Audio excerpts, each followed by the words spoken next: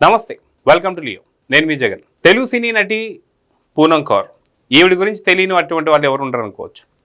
అయితే ఆవిడ ఒక ఛానల్కి ఇచ్చిన ఇంటర్వ్యూలో వైసీపీ నేతలు ఎవరైతే ఉన్నారో ఆవిడ్ని ఎలా ఇబ్బందులకు గురి చేశారు అనేది విషయం కూడా బయటపెట్టింది. అయితే ఒకసారి ఆవిడేమనింది అనేది మీకు ఒకసారి వినిపిస్తాను. The day somebody came from Kadapa and they said we are from Kadapa and all of that, I didn't understand what to do only. I said, okay, namaste. The worst I'm telling you.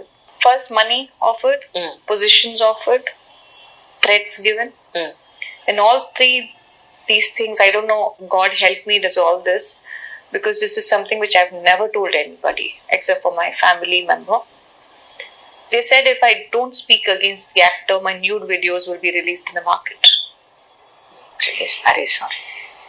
విన్నారు కదా, ఆవిడేం చెప్తున్నారంటే గతంలో 2019-24 మధ్యలో నా దగ్గరికి Kadapa YCP నేతలు కొంతమంది వచ్చారు. వచ్చి నాకు వాస్తవానికి కొంత డబ్బులు ఆఫర్ చేశారు. లేదా మీకు ఏదైనా సరే పదవులు కావాలంటే చెప్పండి, ఆ పదవులు కూడా మీకు ఇస్తామని చెప్పి ఆశ చూపించారు.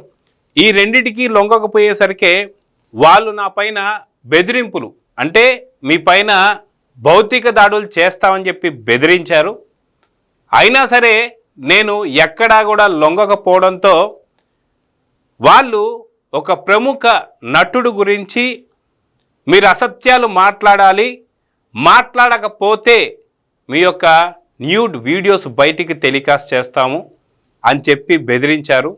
అదేవిధంగా ఏలో మీ ఫోటోలు కానీ ఇలాంటివన్నీ కూడా బహిర్గతం చేస్తామని చెప్పి బెదిరించారని చెప్పేసి ఆవిడ చెప్తున్నారు. ఆవిడ ఎంత భావోద్వేగానికి గురయ్యారంటే నిజంగా దేవుడు ఉన్నాడు కాబట్టి సరిపోయింది, కానీ వాస్తవానికి ఆ రోజు దేవుడు బతికించాడు కాబట్టి సరిపోయింది. కానీ నిజంగా ఒకవేళ ఏదైనా జరుగుంటే నా న్యూడ్ వీడియోస్ కావచ్చు, ఫొటోస్ కావచ్చు, వీళ్ళు బహిరంగంగా బయట పెడతా అని చెప్పేసి అన్నారని.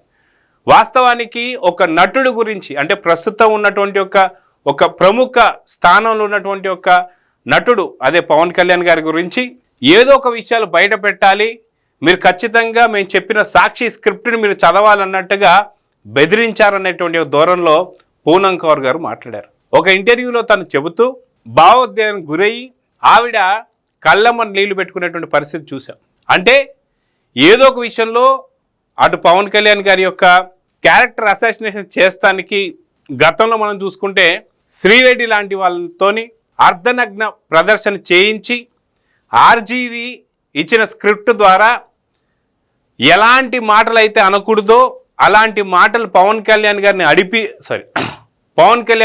అనిపించి ఫిలింనగర్ ఛాంబర్ సాక్షిగా అర్ధనగ్నంగా కూర్చొని దీక్ష చేసినటువంటి ఒక శ్రీరెడ్డి ఎవరైతే ఉన్నారో తర్వాత మళ్ళీ ఆవిడ బయటికి వచ్చి లేదు ఇదంతా కూడా నాకు ఆర్జీవి చేయమన్నాడు, ఆర్జీవికి సాక్షి స్క్రిప్ట్ ఇచ్చిందని చెప్పి సంగతి గతంలో బయటపడింది. అదేవిధంగా ఆ యొక్క ఆటలు కొనసాగకపోవడంతో పవన్ కళ్యాణ్ గారి యొక్క మాస్ ఎంట్రీ ఏదైతే ఉందో అటు ఫిలింనగర్ ఛాంబర్కి వచ్చి ఆయన ఇచ్చినటువంటి ఒక వార్నింగ్తో భయపడ్డటువంటి ఒక ఆర్జీవి కావచ్చు, వైసీపీ మీడియా కావచ్చు, వైసీపీకి సంబంధించిన అధినేతలు కావచ్చు, భయపడి అటు క్షమాపణ చెప్పించి ఆ యొక్క సమస్యని పక్కకు తీసుకొచ్చేశారు. తర్వాత 2019-24 మధ్యలో కూటమి ఏర్పడకుండా అటు జనసేన కావచ్చు, టీడీపీ కావచ్చు కలవకుండా ఎన్నో ప్రయత్నాలు చేస్తూ అప్పట్లో సంచలనంగా మారినటువంటి ఒక పూనం కౌర్ గారిని కూడా ఇలాంటి బెదిరింపులు మనం చూసాంగా. ఫస్ట్ డబ్బులు ఇస్తామని చెప్పేసి అన్నారట, తర్వాత లేదు అంటే వైసీపీలో ఏదో పదవులు ఇస్తామని చెప్పేసి అన్నారట, లేదు అనగానే ఈ రెండింటికి ఒప్పుకోకపోవడంతో బెదిరింపులకు కూడా దిగారట. ఈ బెదిరింపులకు కూడా లొంగకపోవడంతో మీ యొక్క న్యూడ్ వీడియోస్ కావచ్చు లేదా మార్ఫింగ్ ఫొటోస్ కావచ్చు ఇవన్నీ కూడా మార్కెట్లో పంపి మిమ్మల్ని పూర్తిగా లేకుండా చేస్తామని చెప్పి బెదిరించారట. సో నిజంగా ఆ రోజు దేవుడు ఉన్నారు కాబట్టి నేను బ్రతికున్నాను అన్నట్టు మాట్లాడుతున్న పూనం కౌర్ గారు మాటలు వింటుంటే ఎంతటి నీచానికి దిగజారారు వైసీపీ నేతలు అనేది ఇప్పుడు అర్థమవుతూ వస్తుంది. సో ఈ రకంగా చేసినటువంటి ఒక వైసీపీ అధినేతలకి సరైనటువంటి బుద్ధి చెప్పారు ఏపీ ప్రజలనైతే అర్థమవుతుంది. అదేవిధంగా ఇప్పటికీ కూడా వాళ్ళ యొక్క ప్రవర్తన ఎక్కడా మారకుండా రప్ప అండం కావచ్చు, గర్భిణీ స్త్రీ కడుపు మీద తన్నడాలు కావచ్చు ఎక్కడా మారకపోవడంతో నిజంగా 11 స్థానాలు కూడా ఒక్కటి కాదు కదా, ఈసారి 0కి పరిమితం కాబోతున్నారన్న సంగతి అయితే ఇంకా అర్థమవుతుంది. సో నిజంగా ఇవన్నీ విన్న తర్వాత మీరేమనుకుంటున్నారు?